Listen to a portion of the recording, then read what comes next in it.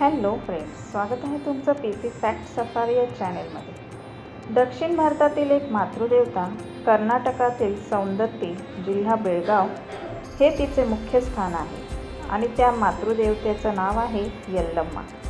ती कर्नाटक, महाराष्ट्र व आंध्र या प्रांतातील असंख्य लोकांची उपास्य देवता व अनेक कुटुंबांची कुलदेवता आहे। बेळगाव जिल्ह्यापासून साधारण 70 ते 75 किलोमीटर अंतरावर सौंदत्ती तालुक्यात श्री यल्लम्मा मातेचे मंदिर आहे। कन्नड भाषेत यल्ला म्हणजे सर्व आणि अम्मा म्हणजे आई, यल्लम्मा म्हणजे सर्वांची आई। यल्लम्मा मातेचे मंदिर ज्या डोंगरावर आहे त्याला यल्लम्माचा डोंगर असे म्हटले जाते। या देवीचे मंदिर सौंदत्ती या गावात येळम्मा गुंडा या टेकडीवर आहे। मार्गशीर्ष पौर्णिमेच्या दिवशी इथे मोठी यात्रा भरते। हजारो भाविक इथे येतात। यल्लम्मा देवी हीच रेणुका देवी असल्याने तिची जन्मकथा म्हणजे यल्लम्माची जन्मकथा आहे। यल्लम्मा रोज पहाटे उठून मलप्रभा नदीवर जाई, तिथल्या वाळूने मातीचे मडके बनवत असे व त्यात पाणी भरून आणत असे। त्या पाण्याने जमदग्नी ऋषी आपले धार्मिक कर्म करीत असत। जमदग्नी ऋषी म्हणजेच यल्लम्माचे पती। एकदा यल्लम्मा पाणी आणायला नदीवर गेली तेव्हा तिने पाहिले की काही गंधर्व जलक्रीडा करत आहे। ते पाहून ती स्वप्न रंगू लागली की पतीबरोबर आपणही जलक्रीडा करावी। थोड्या वेळाने ती भानावर आली। तिला खूप उशीर झाला होता। तिचे लक्ष नसल्याने तिच्याकडून मडके तयार झाले नाही। ती निराश होऊन आश्रमात परत आली। ती रिकाम्या हाताने परत आली म्हणून जमदग्नींना खूप राग आला। त्यांनी तिला दूर निघून जाण्यास सांगितले। ती दूर जंगलात गेली आणि तिथे तप करू लागली। तिथे तिला संत एकनाथ आणि संत जोगीनाथ भेटले। तिने त्यांना घडलेला प्रकार सांगितला। तिने त्यांना जमदग्नी यांचा राग कमी होण्यासाठी उपाय विचारला। तेव्हा संत एकनाथांनी तिला जवळच्या तळ्यात स्नान करण्यास सांगितले आणि स्नान केल्यानंतर जवळपासच्या खेड्यातून जोगवा मागण्यास सांगितले। जोगव्यात मिळालेले तांदूळ त्यातील अर्धे तांदूळ संतांना दान करणे आणि अर्धे तांदूळ त्यात गूळ घालून प्रसाद करण्यास सांगितले। असे 3 दिवस व्रत करण्यास सांगितले। त्याप्रमाणे देवीने ते केले। मग तिने संत एकनाथांना सांगितले। ते म्हणाले, तू आता परत जा, तुझी पूजा भविष्यकाळात लोक करतील, तू अमरत्व पावशील, पण यापुढचा काल तुझ्यासाठी खूप कठीण आहे। यल्लम्मा आश्रमात परत आली, परंतु जमदग्नी ऋषींचा राग काही कमी झाला नव्हता। यल्लम्मा आणि जमदग्नींना 5 पुत्र होते। त्यापैकी 4 पुत्र म्हणजे वसु, विश्वावसु, रुमणवत, सुषेण आश्रमात होते।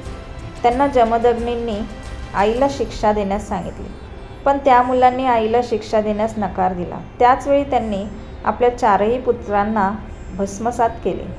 यल्लम्मा रडू लागली तेवढ्यात 5वा पुत्र परशुराम तिथे आले। त्यांनी सर्व घडलेला प्रकार सांगितला। परशुरामास जमदग्नींनी मातेचा शिरच्छेद करण्याची आज्ञा केली। त्याप्रमाणे परशुरामाने आईचा शिरच्छेद केला।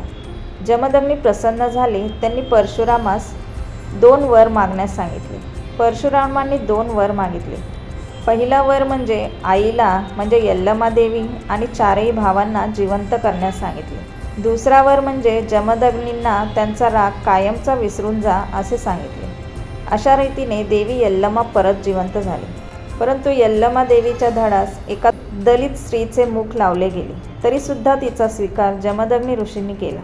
त्यामुळे ही देवी दलितांची देवी मानली जाते। अनेक दलित कुटुंबांची ती कुलदेवता आहे। यल्लम्मा डोंगराच्या पायथ्याशी जोगळबावी म्हणून एक तीर्थ आहे। तिथे लिंब नेसला जातो। या तीर्थाचे महात्म्य आणि माहिती आपण थोडक्यात जाणून घेऊया। रेणुका महात्म्यामध्ये सांगितल्याप्रमाणे ज्या वेळेला मलप्रभा नदीवरती रेणुका स्नानाला जायची, तिथून वाळूची घागर करून तिथलं तीर्थ जमदग्नींच्या पूजेसाठी घरी घेऊन यायचे। एका दिवशी रेणुका नदीवरती गेली त्यावेळेला तिथं तिने गंधर्वांची जलक्रीडा बघितली। त्या जलक्रीडेमुळे तिला पण आपल्या पतीबरोबर आपण जलक्रीडा करावी असा विचार मनात आला। त्याचवेळी तिच्या सगळ्या सिद्धी नष्ट झाल्या। त्यावेळेला महर्षी जमदग्नींनी तिला कुष्ठरोग होईल असा शाप दिला। त्यावेळी रेणुका माता आजूबाजूच्या परिसरात फिरायला लागली। तिथे फिरत असताना एका ठिकाणी आली आणि तिथे मूर्छा येऊन पडली। त्यावेळेला तिला दृष्टांत झाला। तिच्या स्वप्नामध्ये 2 सिद्ध आले। आणि त्या सिद्धांनी सांगितलं की आमचं नाव एकनाथ आणि जोगीनाथ असं आहे. या आमच्या पादुका तू घे, इथे असलेल्या तीर्थामध्ये स्नान कर, लिंबाचे डहाळे अंगावरती पांघर आणि तुझी काया पूर्ववत होईल. त्याप्रमाणे रेणुकेने हा विधी केला. त्यामुळे तिचं गेलेलं रूप तिला परत मिळालं.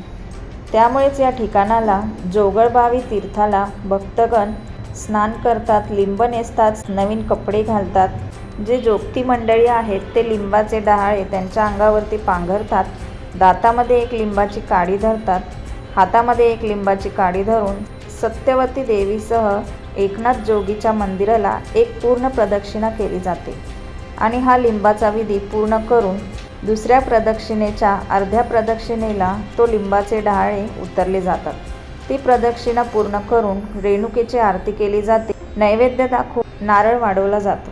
जोगळबावी तीर्थाच्या काठावर सत्यदेवी म्हणजेच रेणुकेचे पती महर्षी जमदग्नी यांची माता, जी रुचिक मुनींची पत्नी आहे, सत्यवती मातेच्या बरोबर आहेत ते एकनाथ जोगीनाथ, ज्या दोन सिद्धांनी रेणुका देवीला सिद्ध संप्रदायाची दीक्षा दिली. त्यांनीच पहिल्यांदा रेणुकेकडे परडी देऊन तिला सांगितलं की 5 घर आपण भिक्षा मागा, त्याचे 5 भाग करा, अतिथी, देव, गाय या सगळ्यांना देऊन मग शेवटी उरलेला प्रसादरूप सेवन करा.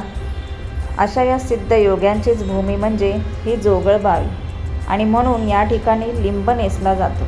या ठिकाणी भैरव आणि जोगेश्वरीसह सत्यवती देवी पण आहे, कालिका आहे. या सगळ्यांबरोबरच हा लिंब नेसण्याचा विधी केला जातो. जोगळबावी तीर्थाचं दर्शन घेतल्यानंतर आपण जातो ते सौंदत्ती या डोंगरावर. सौंदत्ती म्हणजेच सुगंधवती. या सुगंधवतीला पूर्वी सिद्धाचल आश्रम असं नाव होतं. या सिद्धाचलवरती महर्षी जमदग्नी आपले माता पिता रुचिकमुनी आणि सत्यवती माता यांच्यासहित निवास करत होते. याच ठिकाणी माता रेणुकेच्या संसाराच्या पूर्ण लीलया पाहायला मिळतात. याच ठिकाणी यल्लमा देवीचे मंदिर आहे. गाभाऱ्यामध्ये आपण जर बघितलं तर हातामध्ये खडग, त्रिशूल, पाणपात्रधारणी बैठी जगदंबेची मूर्ती आहे. हे मंदिर 1514 मध्ये बोपन्न नावाच्या सरदाराने बांधलेलं आहे. इथेच आपल्याला जमदग्नी आणि रेणुका मातेचा पुत्र परशुराम यांचेही मंदिर पाहायला मिळते. बेटासूर नावाच्या राक्षसाचा संहार करण्यास रेणुकेने परशुरामाला सांगितले. त्या असुराच्या संहारानंतर परशुरामाने एका नव्या वाद्याची निर्मिती केली.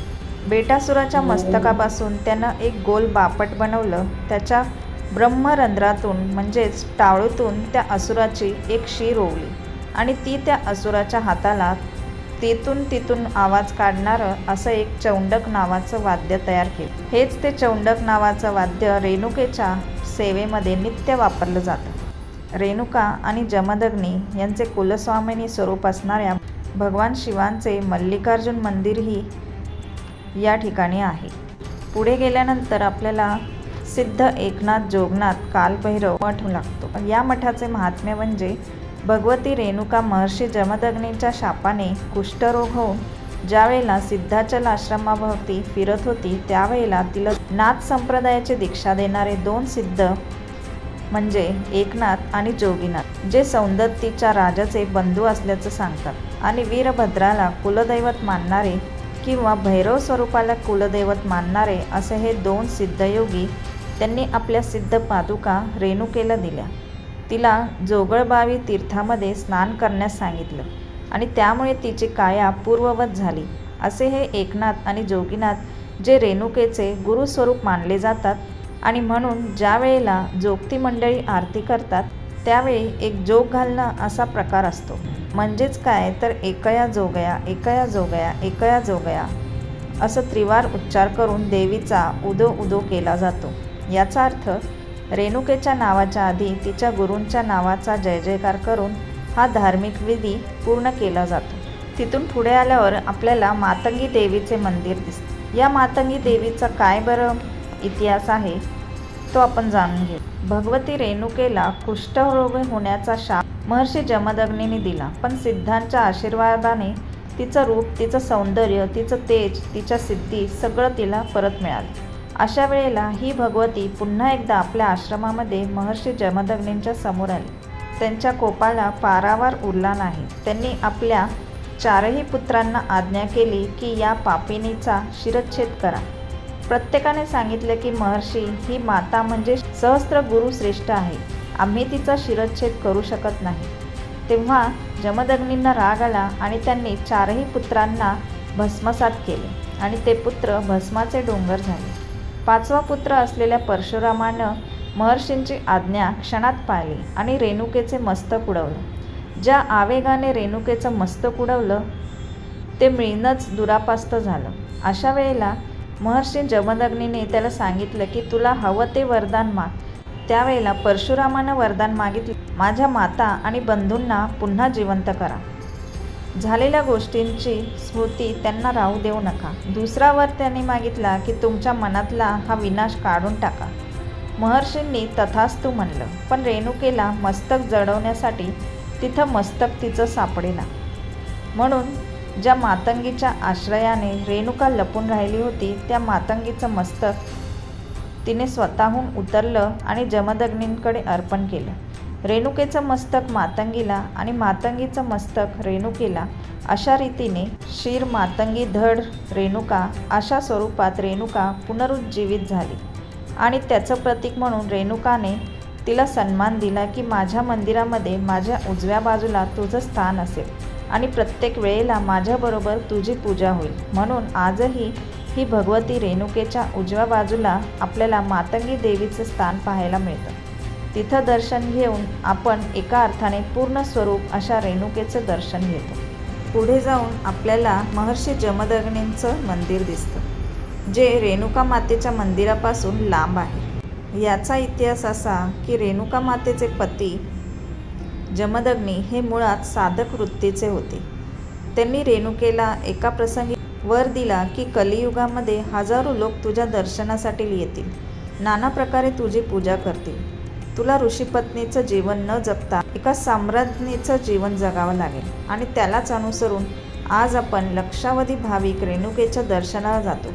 पण त्या सगळ्या गर्दीपासून अलिप्त असे महर्षी जमदग्नी या ठिकाणी उंच टेकडीवरती आहेत. म्हणून रेणुका मातेपासून जमदग्नीचं मंदिर उंच टेकडीवर लांब आहे. मार्गशीर्ष पौर्णिमेच्या निमित्ताने लाखो भाविक इथे येतात.